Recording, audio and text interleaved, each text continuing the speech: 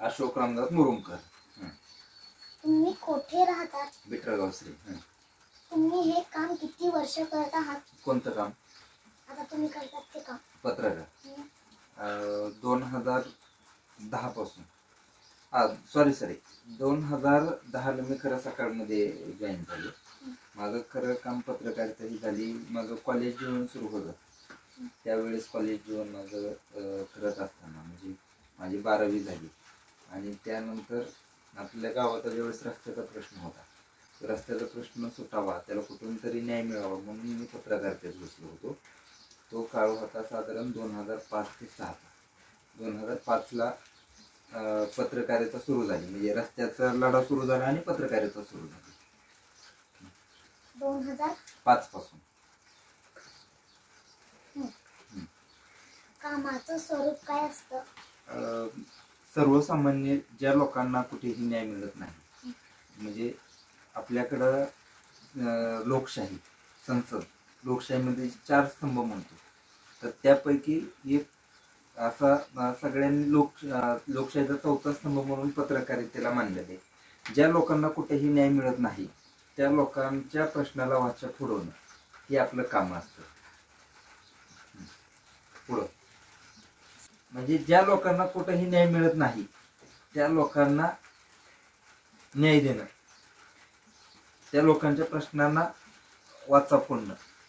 तुम्ही करत असलेलं काम तुम्हाला आवडतं का? हो, 100%. म्हणजे मला ज्या वेळेस कामाला म्हणजे ह्या कामाची माहिती झाली की आपण पत्रकार का व्हायचं, म्हणजे ते काम आवडलं मला, म्हणूनच मी ते पत्रकारितेत आलो.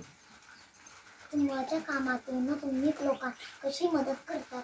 मी जे मगाशी म्हटलं ना, म्हणजे लोकांना, हा उदाहरण सांगतो मी. बिटरगावश्री येथील रस्ता हा खूप वर्षापासूनचा प्रश्न होता.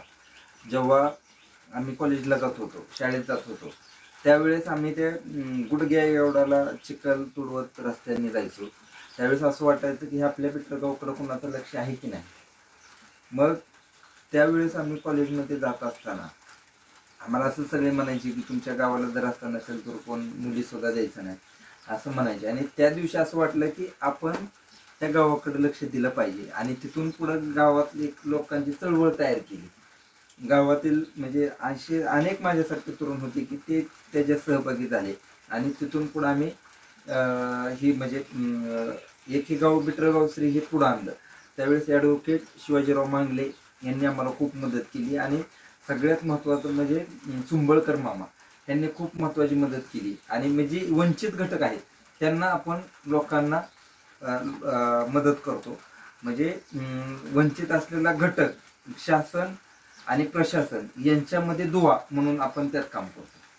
त्याच्या टीमनं ज्यावेळेस आम्ही मुलाखत केली होती आणि त्याच्यातून खूपच्या सकाळच्या माध्यमातून चांगलं काम होत गेलं, त्याच्यातला जो आनंद होता तो कायम स्मरणात राहणारा आनंद. लहानपणी तुम्हाला कोण व्हावं असं वाटायचं? पत्रकार.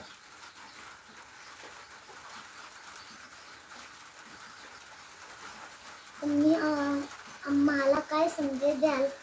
तुम्ही जे काय काम करताय त्यामध्ये प्रामाणिकपणा असायला पाहिजे. आणि तुम्ही जे काम करताय त्याच्यात सातत्य पाहिजे. म्हणजे आज एखादं काम केलं म्हणून आपल्याला यश आलं म्हणून हरवून बी गेलं नाही पाहिजे.